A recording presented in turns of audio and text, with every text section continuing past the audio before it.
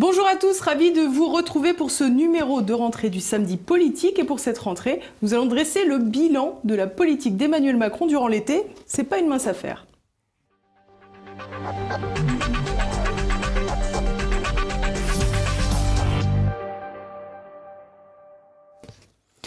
« 22 points, c'est ce qu'a perdu Emmanuel Macron dans les sondages entre son élection en mai 2017 et la fin de l'été. 15 mois de présidence qui auront suffi à battre le record de François Hollande. En affichant seulement 31% d'opinion favorable, Emmanuel Macron a réussi à faire pire que son prédécesseur.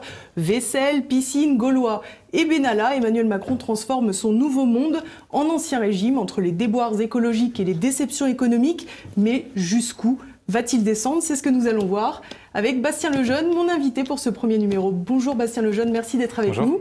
Alors vous avez rédigé l'un des articles du grand dossier de Valeurs Actuelles consacré à Emmanuel Macron et ses déboires de l'été dans le dernier numéro.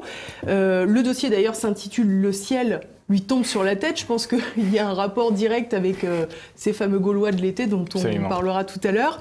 Alors j'ai une première question, Bastien Lejeune. On voit aujourd'hui, finalement, que les déboires d'Emmanuel Macron dans la presse sont quasi quotidiens. On a vu le candidat Emmanuel Macron adulé par les journalistes. Est-ce que finalement, le vent a tourné? Je pense qu'en effet, il y a eu un moment donné où le vent a tourné au moment de l'affaire Benalla, où depuis l'affaire Benalla, les médias et l'opinion publique, avec les médias évidemment, ont observé une sorte de désenchantement par rapport au quinquennat d'Emmanuel Macron. Il y avait eu, il était sur une sorte de nuage depuis son élection, et l'affaire Benalla est venue montrer en fait que le nouveau monde d'Emmanuel Macron, c'était un nuage de fumée, que ça cachait en fait quelque chose qui ressemblait énormément à l'ancien monde. Et à partir de cette affaire Benalla, c'est la fameuse phrase de Chirac que tout le monde cite partout depuis 2 semaines: les emmerdes, ça vole toujours en escadrille. Emmanuel Macron fait pas du tout exception. C'est même les escadrilles qui volent en escadrille maintenant. Exactement, mais c'est ce que disent ses proches. Ils disent maintenant les escadrilles, elles volent en plus en groupe, c'est de pire en pire. Donc en fait, à partir de l'affaire Benalla, il y a eu toute l'actualité politique pendant l'été, et là surtout à la rentrée, la démission de Hulot, etc. Jusqu'à présent, en fait, il arrivait à s'en sortir un petit peu, et maintenant les gens lui font plus de cadeaux, justement. Y compris les journalistes, parce qu'on voit que finalement, même des petits détails qui pourraient passer, la piscine de Brégançon, c'est quand même incroyable. C'est une piscine qui n'est pas très luxueuse finalement, qui est hors sol, donc qui n'est pas très coûteuse. Alors évidemment, c'est sûr que quand on explique aux gens qu'il faut qu'ils se serrent la ceinture à la rentrée, c'est un peu délicat en même temps, faire le fameux en même temps d'ailleurs, de faire une piscine pour ses vacances et améliorer son confort de vie. Mais on se dit quelque part, c'est quand même pas dramatique. La vaisselle de l'Élysée, on pourrait également se dire que ça fait partie de l'apparat et que c'est bien pour la grandeur de la France. Et pourtant, à chaque fois, les journalistes sont allés s'engouffrer dans les scandales.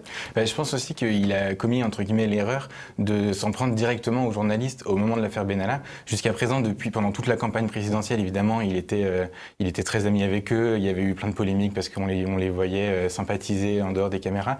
Et au moment de l'affaire Benalla, il s'est muré dans le silence pendant toute l'affaire, et à la fin, il est allé devant les députés parler à huis clos sans s'adresser aux journalistes, et il s'en est pris directement à eux en disant qu'on avait des journalistes qui cherchaient pas la vérité, en les critiquant frontalement, et en fait c'est une profession quand même un peu corporatiste, quoi, qui se défend quand on l'attaque. Et donc du coup maintenant je pense qu'il y a aussi il a créé une sorte de rivalité, et il va payer un peu les conséquences de ça dans les semaines qui viennent. C'est peut-être aussi l'occasion de couper l'herbe sous le pied de Mélenchon, qui maintenant a fait de l'anti-journalisme un commerce. C'est vrai qu'il va aller concurrencer sur ce terrain-là. Après, je pense que... Tous les politiques se mettent sur ce terrain-là, finalement, maintenant. C'est vrai que ça devient difficile de... C'est plus un point de différenciation, quoi. C'est vrai que maintenant qu'Emmanuel Macron, qui était quand même le candidat des médias, s'en prend aux journalistes comme ça, en fait, je pense que c'est plus quelque chose de très porteur électoralement. Maintenant, tout le monde est sur ce créneau-là. Alors, on va revenir évidemment sur cette fameuse affaire Benalla, que vous avez largement traitée dans Valeurs Actuelles, comme tous les journaux, puisqu'on ne pouvait pas passer à travers, évidemment. Donc, pour ceux qui auraient peut-être pris des vacances dans une grotte, on va rappeler rapidement l'affaire Benalla. C'est donc l'histoire d'un jeune homme conseiller d'Emmanuel Macron, avec un statut très particulier à l'Élysée de privilégié, qui dispose d'une voiture de fonction, qui n'a pas de qualificatif en termes de sécurité transcendant pour assurer les fonctions qu'il est censé assurer. Et on le découvre en train de tâter les côtelettes des manifestants un jour de 1er mai, place de la Contrescarpe.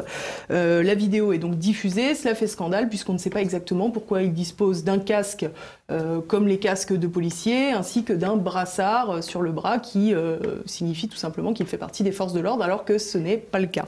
Est-ce que finalement vous pensez que cette affaire a jeté un discrédit, j'allais dire, irréparable sur l'exécutif ? Je ne sais pas s'il est irréparable, mais en tout cas, ce qui est sûr, c'est qu'il y a eu vraiment... un moment de bascule. Pour le sujet précis, par exemple, de la transparence, tous les proches d'Emmanuel Macron reprochent aux journalistes, par exemple, d'en faire énormément sur l'affaire Benalla. En fait, en fin de compte, c'est vrai que c'est un petit peu comme la piscine et la vaisselle. Au fond, c'est pas un scandale d'État. On parle pas du Watergate.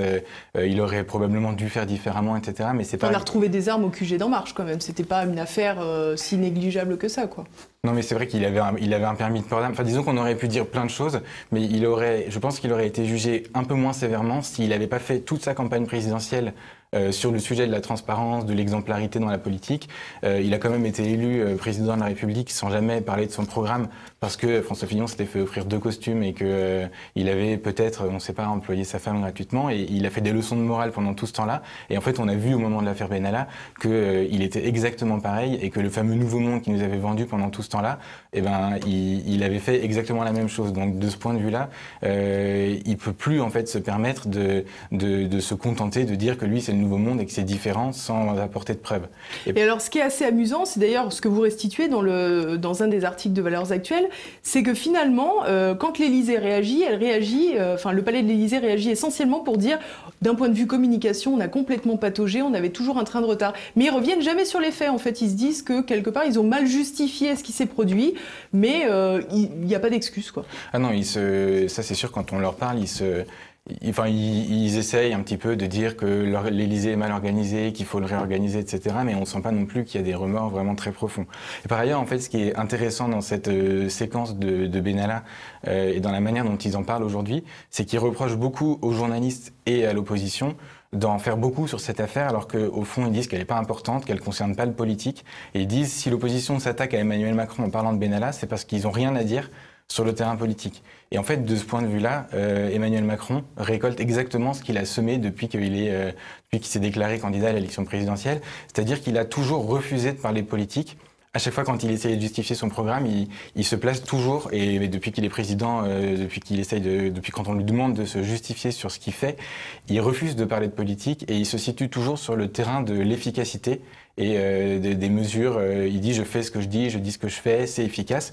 Et en fait, il refuse de débattre du fond de ce qu'il est en train de faire sur le plan politique. Et du coup, en faisant ça, il dit « je fais pas une politique de droite, une politique de gauche, je fais une politique efficace ». Et tous les gens qui essaient de critiquer cette politique, il dit en fait c'est des âmes tristes, des passions tristes, ils veulent pas que la France réussisse. Et en fait, de cette manière-là, on peut pas parler du fond en fait. On dit qu'il faut pas faire le prélèvement à la source. Il dit nous on veut simplifier, eux ils veulent pas. Et en fait, on n'aborde pas le fond du sujet. Il dit moi je fais une politique efficace et ceux qui veulent pas la faire, ils sont en marge, ils sont marginaux, c'est des populistes, c'est des extrémistes. Et du coup, comme on peut pas parler de politique, et ben en fait on se rabat sur ce dont on peut parler, c'est-à-dire l'affaire Benalla et toutes les autres affaires qui ont touché le pouvoir par ailleurs pendant la rentrée politique. Alors justement, pendant cette rentrée, on peut pas passer à côté de la démission de 2 ministres emblématiques, j'allais dire, parce qu'ils étaient issus de la société civile aussi, donc cette fameuse société civile qui était si importante pour Emmanuel Macron dans la campagne. Donc il s'agit évidemment de Nicolas Hulot et de Laura Flessel, respectivement à l'écologie et au sport. Alors pour commencer, ce que je vous propose, c'est de regarder quelques images de la démission de Nicolas Hulot. Je vais prendre pour la première fois la décision la plus difficile de ma vie. Je ne veux plus me mentir. Je ne veux pas donner l'illusion que ma présence au gouvernement signifie qu'on est à la hauteur sur ces enjeux-là. Et donc je prends la décision de quitter le gouvernement. Je m'éloigne, mais je ne vous abandonne pas. Beaucoup de larmes sont tombées depuis...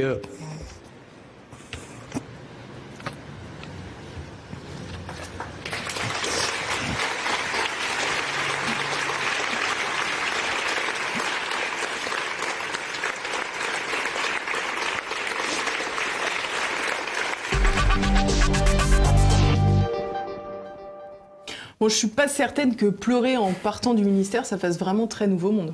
Non mais ça c'est sûr que c'est assez grotesque quand même toute cette scène-là, surtout quand on sait... quand on va vraiment au fond du sujet, Nicolas Hulot a été présenté quand il est parti comme un passionné de l'écologie qui venait là pour changer le monde, alors qu'en réalité c'est surtout un businessman qui venait là pour parfaire un petit peu son image, et dès que ça a plus servi ses intérêts personnels, il a quitté le gouvernement en fait. Il y a des proches de Nicolas Hulot qui plaisantent sur lui en privé et qui disent que tout son comportement politique est conditionné par le prix du baril de shampoing. De Marc Ushuaïa, sans doute. De Marc Ushuaïa, voilà. Et donc du coup là c'est un peu ce qui s'est passé, il est parti, il a pleuré, mais après pour essayer de tirer une conclusion politique de ça pour Emmanuel Macron, le départ de Nicolas Hulot en fait c'est un petit peu aussi quelque chose qui fait éclater le en même temps, qu'il a essayé de nous vendre comme un moyen de concilier les uns et les autres et de chercher le consensus dans sa manière de gouverner. Et en fait, on peut être ami avec les lobbies et en même temps être ami avec la planète, en gros. Exactement, c'est ça. En fait, c'est un procédé rhétorique, ça fonctionne pas. Et là, Nicolas Hulot, il a été mis à ce poste-là parce qu'il était médiatique et que c'était pratique d'avoir une caution écolo. Emmanuel Macron, ça lui a permis d'aller voir Trump en disant qu'il allait tordre le bras aux États-Unis, qu'il allait être le leader mondial de la transition écologique, etc. Et en fait, quand Nicolas Hulot s'en va, il dit en fait c'est les lobbies qui dirigent et on fait rien. Et dans ces cas-là, on voit bien qu'on peut pas faire tout et n'importe quoi en même temps. Précisément, on peut pas faire tout en même temps. Donc du coup. Alors justement, le départ de Nicolas Hulot, c'est aussi l'arrivée de François de Rugy qui était au perchoir. On y reviendra tout à l'heure. Il arrive donc au ministère de l'écologie. On a demandé à Michel Rivasi, qui est député européen pour Europe Écologie Les Verts. Elle nous a parlé de François de Rugy et de ce qu'elle attendait de lui, c'est-à-dire pas grand-chose, au ministère de l'écologie. Je crois qu'il a un fond écologiste, mais comme il est très carriériste et opportuniste, eh bien, il va falloir qu'il fasse des choix. Dans les jours qui viennent, on verra s'il est capable de s'affronter aux lobbies agricoles, nucléaires, industriels qui existent au niveau du gouvernement ou pas. S'il n'est pas capable de s'affronter, ben, ça veut dire que c'est quelqu'un qui ne servira à rien. Je n'y crois pas. Je crois qu'il n'a pas été assez exigeant. Je pense que suite à la démission de Nicolas Hulot, il ne pourra faire que de l'écologie d'accompagnement. Il mettra des pots de fleurs, il fera un peu de mobilité douce, il fera un peu de rénovation de l'habitat, voilà. Il fera, comme dit M. Macron, une énergie positive. Voilà, une énergie positive, pensée printemps, tout cela autour de François de Rugy. Finalement, on n'a pas l'impression d'avoir face à nous un nouvel homme de conviction. Ah bah ça c'est sûr que là, si on voulait une incarnation de ce que c'était que l'ancien monde, François de Rugy, c'est parfait. Il est passé partout, il a été élu partout, il a soutenu tout le monde. Et surtout, on se souvient que très récemment, juste avant l'élection d'Emmanuel Macron, il le critiquait dans des termes extrêmement durs. Et d'ailleurs, c'est assez ironique en critiquant les gens qui allaient se rallier à lui au dernier moment sans aucune conviction. Et quand on revoit ses prises de position, on a l'impression qu'il se décrit lui-même dans des termes extrêmement violents. Et aujourd'hui, on voit qu'il arrive à ce poste-là et qu'il fait des professions de foi invraisemblables. Et on se dit qu'il n'y a vraiment rien qu'à changer, mais au moins, ils font de moins en moins semblant. Ça, c'est... Alors, du côté des sports, puisque Laura Flessel est partie, elle a d'abord invoqué des raisons personnelles. Bon, il n'en reste pas moins qu'il y a peut-être des raisons personnelles, mais visiblement, il y a aussi d'autres raisons qui sont des raisons fiscales, puisque le Canard enchaîné a révélé une affaire concernant une de ses sociétés qu'elle administrait avec son mari, qui visiblement n'aurait pas très bien fait le calcul de ses impôts, en tous les cas, et que donc elle aurait préféré s'en aller avant que ça sorte et que ça éclabousse le ministère des Sports. Là encore, on a le sentiment que ça fait encore quelqu'un de mouillé, j'allais dire vulgairement, dans l'entourage d'Emmanuel Macron. Laura Flessel rejoint Muriel Pénicaud, qui est ministre du Travail, qui a également une affaire de favoritisme, précisément pour quelque chose qu'elle avait organisé pendant la campagne d'Emmanuel Macron à Las Vegas. On a également aujourd'hui le ministre de la Culture, Françoise Nyssen, pour des affaires de travaux illégaux menés pour sa maison d'édition Actes Sud. On avait Richard Ferrand, qui va peut-être remplacer par ailleurs François de Rugy au perchoir, qui était éclaboussé pour une affaire aussi de conflit d'intérêts ou de favoritisme pour les mutuelles de Bretagne. Là encore, quel nouveau monde! C'est vrai que c'est exactement la même problématique que ce qu'on disait tout à l'heure. Il a vraiment, pendant la campagne présidentielle, semé ce qu'il récolte aujourd'hui. Et là, on voit qu'en fait, il va jamais s'en sortir. En fait, tout son entourage est éclaboussé, il peut pas faire autrement. Et en fait, quand on entend ses proches aujourd'hui qui se plaignent, qui disent on peut plus parler de politique, on est obligé, maintenant le président va devoir savoir qui fait quoi dans les cuisines de l'Élysée, et si jamais il sait pas, il se fera accuser, etc. Ils disent on se dirige vers un débat public dans lequel on va être cadenassé par une morale un peu puritaine, etc. On est obligé d'être d'accord avec eux et en même temps on est obligé de leur dire qu'ils l'ont pas volé, quoi. Alors en tout cas, on voit qu'il y a beaucoup de vieux arrangements, de petits arrangements entre amis. On l'a vu également récemment avec des postes moins importants que ceux des ministres. C'est le cas du consul de France à Las Vegas. En plus, ça ne s'invente pas. Décidément, Las Vegas, c'est systématiquement un problème pour Emmanuel Macron. On l'a vu également avec le repêchage d'Agnès Salle, qui est peut-être depuis actionnaire chez G7. On va regarder les réactions sur Twitter qui parlent de ces faits du prince et on va voir que ça ne plaît pas vraiment aux Français. Ils étaient à leur rotonde, ils ont reçu un poste ou une mission. Philippe Besson, check. Stéphane Bern, check. Bertrand Delay, check. Bruno Roger Petit, check. Hashtag pas de copinage. Quand on voit que Ferrand et Agnès Salle ont été promus après leurs affaires, on peut se dire Benalla va sûrement finir préfet de police dans quelques mois. Hop, ni vu ni connu, encore un joli cadeau pour un homme du clan sur le dos de la République, copain de Brigitte, hagiographe d'Emmanuel. Philippe Besson obtient son cadeau pour service rendu. Petit rappel, Agnès Salle a été condamnée à 3 mois de prison avec sursis, 4 500 € d'amende, 3 000 € de dommages et intérêts pour détournement de fonds publics. Et c'est elle à qui Macron offre un poste de haut fonctionnaire au ministère de la Culture, CQFD. Ce n'est pas très nouveau monde, ça, non? L'écrivain Philippe Besson, nommé consul de France à Los Angeles. Philippe Besson, auteur d'un roman élogieux sur Emmanuel Macron, est nommé consul à Los Angeles après que le gouvernement ait modifié les règles d'attribution des postes au Quai d'Orsay en août. Hashtag Nouveau Monde ou Ancien Régime. Quand tu t'appelles Philippe Besson et que tu as passé tes 3 dernières années à faire les louanges de Macron, on te nomme consul de France à Los Angeles. Quand tu t'appelles Alexandre Benalla et que tu as frappé des manifestants, tu ne vas pas en prison, c'est beau, l'air Macron. Après Besson, nommé Friendly Consul ou plume officielle de royaume, revoici l'indésirable Agnès Salle qui n'a marqué son action que par des notes de frais aussi astronomiques que son inutilité. C'est moi où ça commence à se voir que Macron prend les gens pour des cons.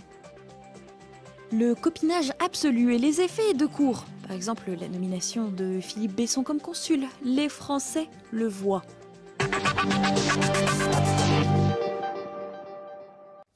Bon, évidemment, le népotisme, c'est pas encore la fin tout de suite. On va passer à présent au dernier volet de cette émission, une partie plus politique peut-être. On a vu que bon, la communication, c'était pas au beau fixe, visiblement. On a vu également le dernier volet de l'été, c'était le cafouillage du prélèvement à la source. Alors là, ce qui était bien, c'est que d'un point de vue com, ça n'allait pas, et d'un point de vue politique, visiblement, ça ne va pas non plus. On a vu que les ministres et tous les interlocuteurs autour d'Emmanuel Macron démentaient les propos du précédent et du successeur. Là encore, c'est un peu effrayant quelque part pour les citoyens français de voir qu'avec une réforme aussi importante, tout n'est pas réglé. C'est vrai que la séquence du prélèvement à la source pour Emmanuel Macron, c'était un naufrage total. Il y a eu une semaine un peu surréaliste dans laquelle, en effet, il y a le dimanche dans le JDD, Édouard Philippe qui disait qu'il fallait vérifier, Darmanin le mercredi, Macron le jeudi qui dit l'inverse et Griveaux le lendemain encore. Et en plus, dans cette séquence, Macron était à l'étranger. Il avait promis au début de son quinquennat qu'il allait avoir une présidence jupitérienne verticale, il ne commenterait pas la politique française quand il serait en déplacement. Et en fait, il l'a fait, il a commenté le prélèvement à la source, et il le fait tout le temps. En fait, il a complètement, c'est depuis l'affaire Benalla, en fait, il a complètement craqué. Et maintenant, il parle de Gaulois réfractaires. Le lendemain, il parle de prélèvement à la source. Il commente la nomination de Philippe Besson depuis l'étranger, tout ça. Donc, il a dérogé lui-même aux règles qu'il avait fixées pour son quinquennat. Et ensuite, en effet, sur le prélèvement à la source, si l'objectif était de rassurer les Français sur le fait que ça allait bien se passer, le fait d'avoir eu une hésitation comme ça dans la dernière ligne droite, c'est pas très rassurant, surtout quand on sait le passif de ce genre le logiciel Louvois notamment, je pense, le logiciel Louvois qui sert à payer les militaires, et ça a été un fiasco total. Il a été mis en place il y a 7 ans et ça fonctionne toujours pas. Donc là, c'est dans 2-3 mois et on n'est pas encore sûr. Et finalement, ils ont décidé de le faire alors qu'il y a 3 jours, on ne savait pas. Ils ont vraiment tout raté là dans cette Alors justement, on a vu, c'est pas Emmanuel Macron qui est allé l'annoncer aux Français, il a envoyé Édouard Philippe, on regarde.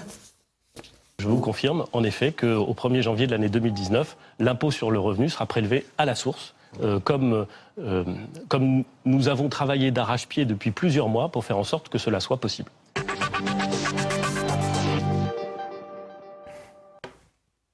Alors finalement, l'économie s'est ratée, l'écologie s'est ratée, on l'a vu aussi, la com s'est ratée. Alors est-ce que justement, face à tous ces échecs, il est peut-être moins dramatique d'être mauvais en communication que d'être mauvais en politique ? C'est vrai que le problème, c'est qu'il n'a pas fait de politique depuis le début. Il a demandé à ce qu'on le juge sur ses résultats. Et là, il arrive à la rentrée et il n'a pas de résultats. Donc maintenant, il récolte aussi, là encore, ce qu'il a semé depuis le début. Il n'a pas de résultats, donc il va être jugé très sévèrement sur le chômage, la croissance, le budget, etc. Et le prélèvement à la source, je pense que c'est pour ça qu'il a hésité au dernier moment. Et il le dit d'ailleurs quand on leur pose la question à l'Élysée et en off, ils expliquent la raison de leur hésitation. C'est que c'est pas en fait, c'est une réforme, enfin c'est même pas une réforme d'ailleurs, c'est une modification du mode de collecte de l'impôt qui a été engagée avant l'élection de Macron. Il a décidé. Oui, c'est le cadeau de François Hollande. Exactement. Mais n'empêche qu'il aurait pu décider de ne pas le faire quand il a été élu. Il aurait pu dire stop, il avait le pouvoir de le faire. D'ailleurs, il a encore le pouvoir de le faire. Finalement, il a décidé d'aller jusqu'au bout de ça. Et en fait, si jamais ce prélèvement à la source se passe mal, ce ne sera pas la faute d'Emmanuel Macron, ce sera la faute de Bercy et des gens qui ont préparé ça depuis quelques années. Mais par contre, il explique, et il a totalement raison, que les gens vont demander des comptes à Emmanuel Macron, parce que c'est lui qui aura pris la décision. Donc du coup, En même temps, la possibilité que ça se passe bien ou que ça se passe mal, c'est des informations qui sont en possession d'Emmanuel Macron, pas forcément des Français. Donc c'était à lui de trancher. Ça, c'est sûr que c'est normal qu'on lui demande des comptes à lui, parce que c'est lui qui prend la décision finale. Mais du coup, c'est logique qu'il ait eu aussi une hésitation dans la dernière ligne droite et qu'il ait voulu être sûr. Maintenant qu'il a décidé qu'il allait le faire, il vaut mieux pas qu'il se rate, parce que les Français, il y a des choses avec lesquelles ils rigolent pas, les impôts, ça en fait partie. Et politiquement, pour le coup, on va lui demander des comptes politiques à quelques mois des élections européennes, etc., etc. Si jamais ça se passe pas bien, ça pourrait devenir très compliqué pour lui. Alors justement, vous avez évoqué les élections européennes. On a vu que Viktor Orban et Matteo Salvini se sont rapprochés. Ils ont ciblé directement Emmanuel Macron comme étant le chef du parti immigrationniste européen, finalement. Est-ce que ça l'aide ou ça le dessert, au contraire, Emmanuel Macron ? Je pense que, en l'occurrence, dans un contexte où en France, il a du mal à expliquer ce qu'il fait et à se sortir un petit peu du bourbier dans lequel il s'est lui-même enfoncé, ça peut être pas mal de se donner une image de chef de file des pro-Union européenne avant les élections européennes. Il a remplacé Angela Merkel, qui est encore plus en difficulté que lui, en Allemagne. Donc de ce point de vue-là, c'est pas mal pour lui pour se redonner un petit peu une stature, etc. Par contre, attention aux résultats et puis attention, il peut récolter la mise aux élections européennes, mais par contre, si jamais il se rate en 2019, ça va devenir vraiment très compliqué. Il n'aura plus grand-chose auquel se raccrocher. Alors justement, il n'aura plus grand-chose. On a l'impression qu'il va arriver dans une position qui se rapproche de celle de François Hollande. J'allais dire à la fin de son quinquennat, mais en réalité sur les 2/3 de son quinquennat, où finalement il ne pouvait plus faire de politique et il ne gouvernait plus qu'avec du sociétal.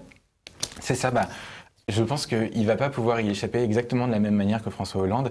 Il va être obligé, comme de toute façon, maintenant on a vu que en même temps c'était plus possible, on a compris qu'il ne voulait pas faire de politique et le stratagème a été un petit peu éventé, il va être obligé maintenant d'avancer un petit peu plus à découvert et d'assumer le fait qu'en fait il a une idéologie et qu'il prend des décisions qui sont guidées par cette idéologie et par ses idées politiques. Et de la même manière que François Hollande, là il y a une loi importante qui va arriver, la révision des lois de bioéthique. Et là, c'est la même chose quand on va à l'Élysée parler avec les proches d'Emmanuel Macron. Ils nous disent, honnêtement, on peut vous le dire dès maintenant, la PMA pour toutes va se faire. Donc ça veut dire pour les femmes célibataires, en fait. La PMA, voilà, exactement. Et donc ils essayent encore de faire perdurer cette image du en même temps. Ils disent on va faire la PMA, mais on va pas faire la GPA. Comme ça, on va faire un petit peu des deux, mais sauf qu'en fait, tout le monde sait très bien et ils le savent très bien, que s'ils font la PMA pour toutes, pour les femmes célibataires, évidemment au nom de l'égalité, ils vont devoir la faire pour les hommes célibataires. Donc il faudra faire la GPA. Et donc il faudra faire la GPA. Et donc là, ils vont arriver à un moment où en fait, le fait de se placer, parce qu'ils essayent de se placer sur le registre de l'efficacité, ils disent il y a un vide juridique parce que les femmes qui vont faire des enfants à l'étranger, elles ont bien des enfants, donc il faut bien faire quelque chose. Donc là, c'est une mesure efficace, rationnelle. Mais sauf que là, ça ne fonctionnera plus à un moment donné parce que... C'est une fuite en avant, finalement. C'est une fuite en avant et sur ce sujet-là précis, il sera obligé à un moment donné, s'il tranche en faveur de la PMA, de trancher en faveur de la GPA. Et là, il ne pourra plus cacher qu'il a pris une décision politique, idéologique, il ne pourra plus faire semblant. Presque civilisationnelle. et civilisationnel, pas presque. Et il pourra plus du tout se cacher sur ce sujet-là. Et je pense que quand en effet il aura épuisé tous les sujets nationaux et européens, il en viendra là et au moins le masque sera tombé vraiment à ce moment-là. Au moins on sait à quoi s'attendre. Merci beaucoup en tout cas Bastien Lejeune. Merci à tous de nous avoir suivis. Je vous rappelle que plus que jamais TV Liberté a besoin de vous, alors partagez nos vidéos, faites-les connaître, participez au développement de TV Liberté. Merci à tous et à la semaine prochaine.